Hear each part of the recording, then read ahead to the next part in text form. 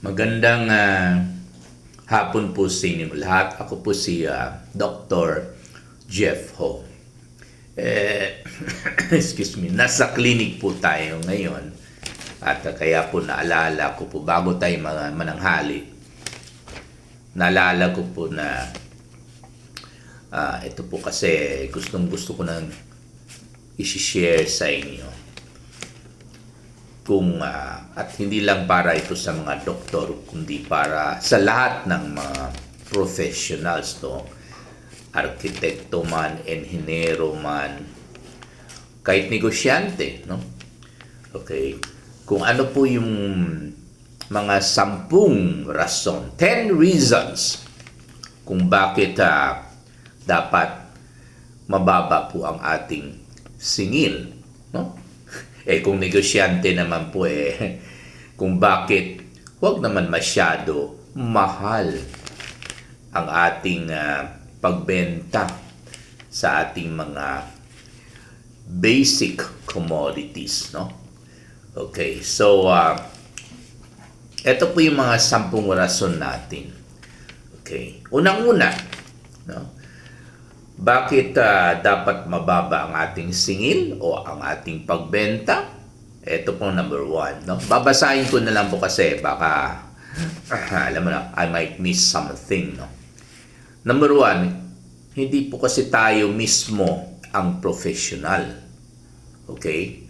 Ano ibig sabihin nito? Kasi po, ang Panginoon mismo ang professional.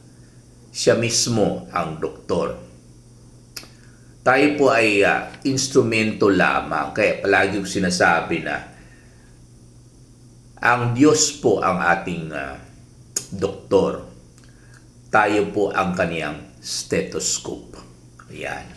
Tayo ang instrumento lamang ng ating mahal na Panginoon.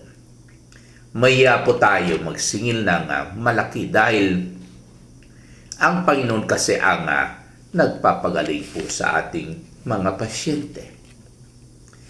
Pangalawang rason, hindi po kasi tayo ang may-ari ng utak natin. Siyempre naman, no?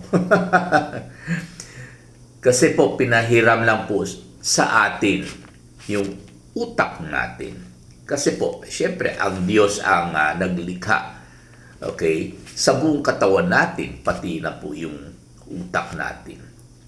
Kaya po hindi tama ang rason na magsingil tayo ng malaki dahil pagod na pagod daw tayo noon sa kami memorize.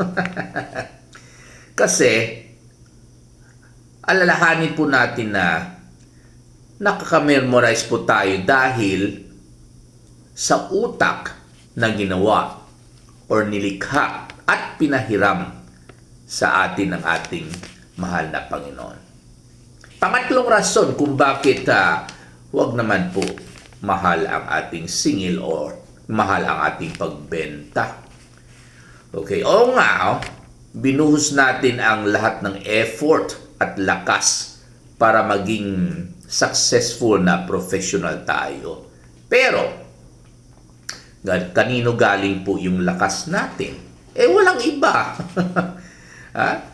Ang nagbibigay po sa ating lakas, lalo itong muscles natin, no? Nilikha po ito ng Panginoon. Siyempre, ang nagbigay po sa ating lakas, walang iba, kundi ang ating mahal na Panginoon. Kaya hindi po pwede tayo magsabi, kasi pagod na pagod tayo nagte-training, no? O nag-aaral. Okay? Ito po hindi mangyari. Ito po imposible kung hindi po dahil sa ating Panginoon na nasa likod po sa ating lakas araw-araw. Pang-apat na rason kung bakit wag naman po mahal ang singil natin sa ating mga kliyente ay kasi po napaka-krisis po ang ating panahon. Mababa ang sahod ng mga tao. Kaya po dapat mababa rin po ang ating singil or wag masyado mahal ating pagbenta, no? kahit konting kita lamang, pwede na po yan, sapat na po yan. No? May kasabihan na mga inchik na bahala na konting kita, basta marami ang customer. Ayan. Ikalimang dahilan kung bakit dapat mababa ang singil natin. Kasi po, mababa ang ating cost of living, ha? Sa part ko, ha? Okay. Hindi po tayo namamasyal. Okay. Of course, karapatan po natin na maging maligaya. Pero, kung ang karamihan ay naghihirap, panahon na sila ang paligayahin natin sa pamamagitan ng mababa ang pagsingil sa ating professional fees. Ayan.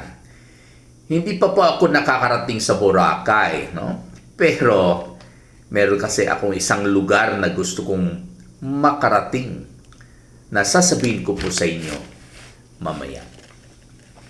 Pang-anim na rason, mahal ang mapagkain, ang rental ng bahay, tubig at kuryente, at mga gamot.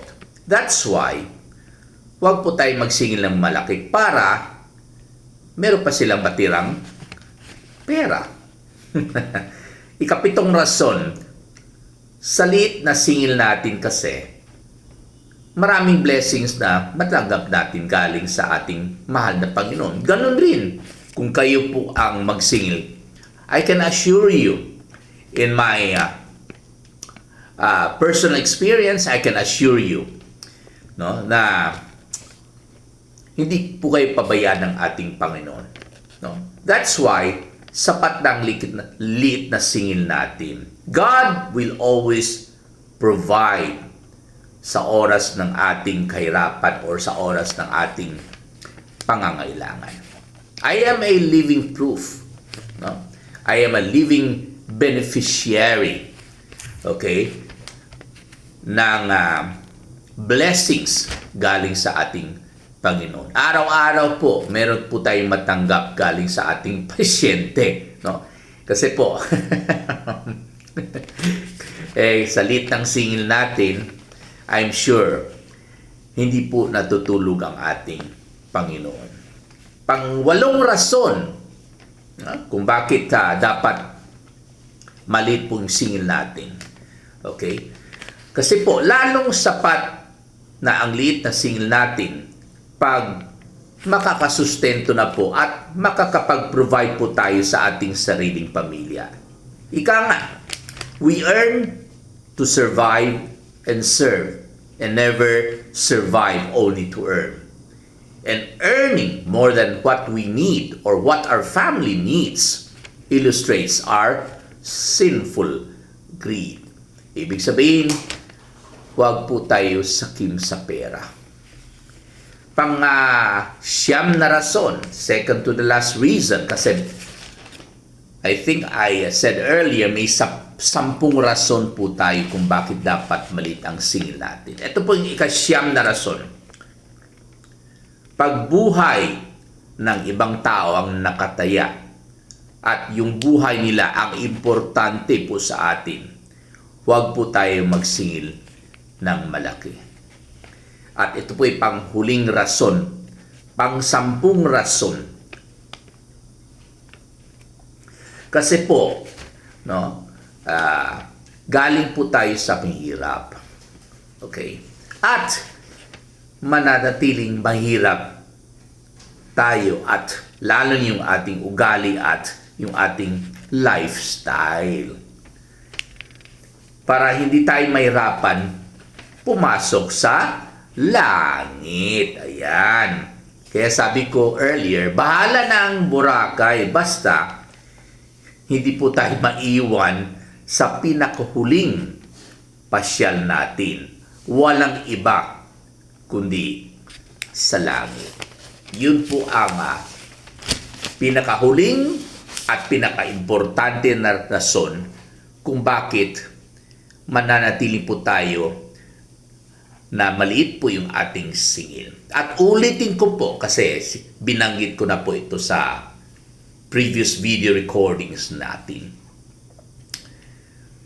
Sa umpisa, nung nag-practice po ako nung July 5, 1995, kasi yun ang unang practice ko dito eh.